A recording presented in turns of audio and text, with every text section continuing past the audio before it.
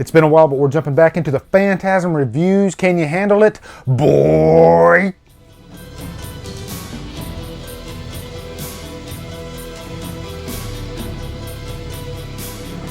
Phantasm III Lord of the Dead stars Reggie Bannister.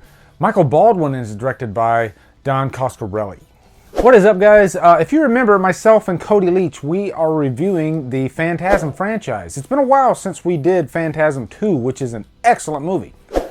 And so finally we're back. We're doing Phantasm 3. So after you watch this review, go over to Cody's channel, watch his review. If you've already watched his review, thank you for being here. I really appreciate it.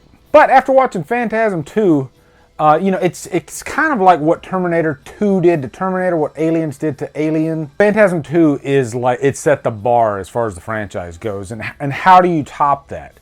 And it's a shame that Michael Baldwin could not do the role, because if you remember, Reggie Bannister was the one that was chosen to come back. They wouldn't let him bring back both actors. So this is 16 years since the actor Michael Baldwin got to play the character of Michael, finally.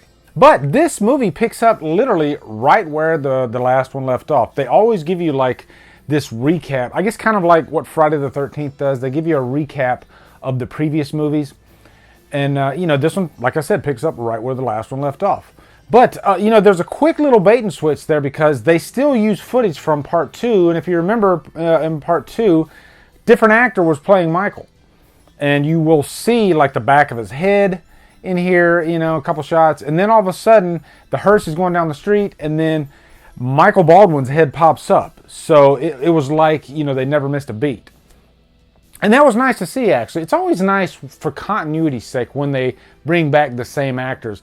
And I can't think of a time in a movie, a horror movie, where an actor was in the first movie, was not in the second movie, then jumps back in the third movie. Let me know in the comments if you can think of one. This is the only time I can think of that happening. But I know that Michael Baldwin was pretty damn butthurt over the whole situation. So much so that, like, he won't even, like, watch part 2. You know, because you get invested in a character. You know, sometimes these characters that these actors play, they become a part of them. They're important to them. Phantasm, the first movie, was a major horror hit. It's considered like a cult classic, you know, among horror fans. And so to be stripped away from that, I can imagine how upset he would be. And then James LeGros actually does a pretty decent job, does a great job actually in the second movie. He's given a lot to play with. And we're going to get into Michael Baldwin's performance in this movie, because I do have some problems with it. And it's not really his fault. But really quick plot synopsis. It's really the same old, you know, the tall man, he's at it again. You can't kill the guy. We saw in the end of the last movie, because he can take the form of different people. And, you know, we got the dwarves in there. You know, all the ingredients of a Phantasm movie are in this movie. Hey!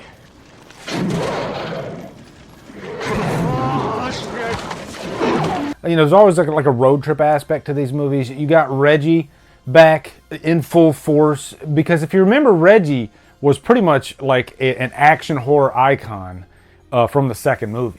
You know, there was like a spark of that in the first movie, but he was really the star of the second movie. He's a badass. And he's a horny guy too. A horny old man. He's like a horny uncle. He is the best part of this movie, if I'm being honest. But early in this movie, Michael, in a way, gets captured by the tall man, and he is like absent for most of the movie. He's kind of comatose throughout the rest of the movie. He's captured by the tall man. And then to make matters more silly, his brother Jody comes back into the fold, who died in the first movie. And so there's, you know, you got the Sentinels with the balls, right? So Jody finds a way to come back via a Sentinel. So you have like a good Sentinel now, and then you got all the bad Sentinels in this movie. For the most of this movie, it's really like the previous movies. Reggie is on the hunt for the tall man with Michael when he's in the movie. But also you got this kid, Tim, that he picks up because Tim's parents get killed. So Tim is looking for a father figure, so he latches on to Reggie. Reggie tries to put him in this home to keep him safe, but of course he sneaks back in the trunk, and then, you know, he goes on with Reggie.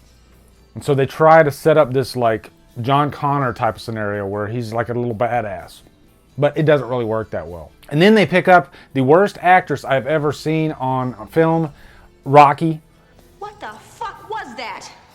The Rocky character in this movie, every time she opened her mouth, it completely took me out of it. And I know I'm already jumping into the cons, but you know, this movie is bad. It's really bad, especially coming off the heels of the second movie. And to go back into the backstory a little bit, Don Coscarelli never really wanted to make a Phantasm 3, or at least he didn't want to make it anytime soon. But the issue was, every time he would try to get a project off the ground, he was denied. So eventually, to pay the bills and keep the lights on, he made another Phantasm movie. And to give him a little bit of credit here, his budget for this movie was cut in half. The second movie was $3 million. This one was $1.5 million. So there was less that he could do. It's not all bad. If I can jump into some pros about this movie, for the horror fans, Carnage Candy is definitely present in Phantasm 3. There are some fun moments. You do have these three characters. Let's just go ahead and call them zombies, because that's pretty much what they are. You know, they die, but then the tall man brings them back to life and uses them as vessels. They're pretty much zombies, and you know, to do his bidding. And so the scenes with them, there's a couple scenes where, like, the Sentinel, the ball goes right through this chick's face. And I got a chuckle out of that. That was actually pretty fun.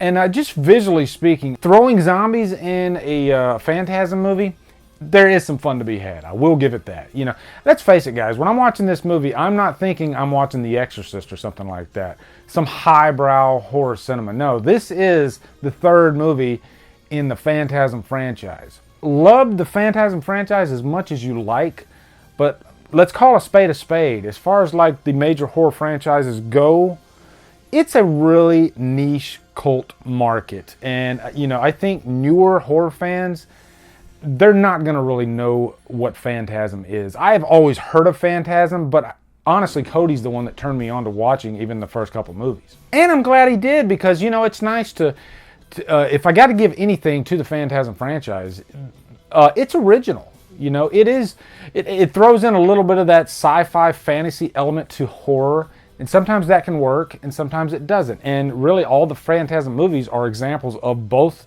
of those. And also, as far as pros go, I have to give props to Reggie, played by Reggie Bannister. This is an actor that loves this role. You can tell he loves this role. Would he do it for free? Probably not. But I think, you know, given the chance to come back as Reggie, he would do it every time, you know, if you treat him fairly. You know, he's very much like Bruce Campbell, what he did with Ash.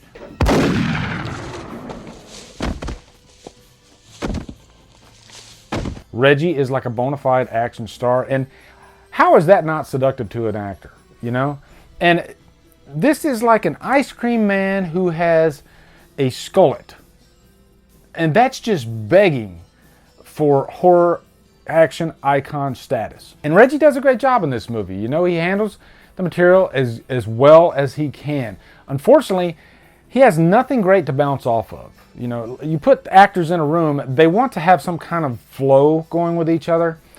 And every time any other actor opens their mouth, it's just, you know, they're acting. You can tell that they're there to collect a check. Especially Rocky. I don't know if Rocky ever did any movies outside of this. Her name is Gloria Lynn Henry. If you see this, Gloria, respect to you for taking a job like this. You know, it could have been her first job. But yeah, the acting is just really bad in it. And I think if she would have been a better actor, I would have loved this character, actually. She's got these nunchucks and everything, so, you know, there's a little bit of like a martial arts vibe to her. She's got this like Grace Jones look to her, which is kind of cool. So I think if the acting would have been there, it would have been good. And it was kind of funny how Reggie just like constantly is trying to get in her pants. If this movie was released today in this type of like Me Too environment, I guarantee you that this would not have made it past the editing phase. They would have said, you got to cut that out, because it's pretty much like sexual harassment on display. Now, I know I've already sprinkled some cons in this review, but let's go ahead and carry on with them. The tall man. You know, in this movie, it almost feels like what they did with Pinhead in Hellraiser. You know, how Pinhead is just visually an awesome character. Every time he opens his mouth, it's awesome. But unfortunately, he's not in the movies that much. And in this movie, it's kind of the same thing with the tall man. He doesn't really have too much to do in this. There's a few scenes here and there, but overall nothing special. Back to poor Michael Baldwin. It's a shame that this guy, after 16 years, got to come back in this movie, and he is pretty much treated like a pawn. He is given nothing of respect in this role. Everything is given to Reggie, and I think that's unfair. The character of Michael had a lot to play with in the second movie. He got to be an action hero in his own right. In this movie, I feel bad for Michael Baldwin. He's pretty much treated like shit throughout the whole movie. And, you know, it's sad. I hear that 4 is better than this movie, and I hope that he really gets to come back and shine in that movie. I was so bummed by this movie, especially because of him, that I'm looking forward to checking out the 4th movie, because I hope they do the guy right. Because like I said, nothing really to play with in this movie whatsoever. You know, he's pretty much made to look like an idiot. And just from a production standpoint, this movie just doesn't have that production value like the previous movie. It feels like a direct-to-video B-movie. And I know there's like an element of that even in the previous movies, but this one takes it to another level. Like, there's no charm to Part 3 at all. It feels like something that's just made to put out on the market and be done with it. You know, I didn't see the passion in this movie that I saw in the previous 2 movies. And you know what? You can blame the budget, but the first movie, I believe, was made for less of a budget than this movie. But the first movie, there was a lot of care there. There was a lot of passion behind that project.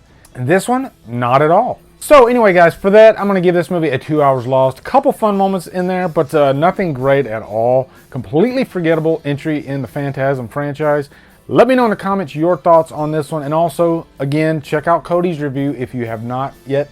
Also, be sure to come over to Killer Flicks, where we talk horror all day and every day. And on Fridays, we do Free For All Fridays. Follow me at Drumdums on Facebook, Twitter, Instagram, and Letterboxd. If you like what I'm doing, hit that subscribe button. I'd really appreciate it. Anyway, guys, thank you so much for watching. Have a great day, and Drumdum out, boy.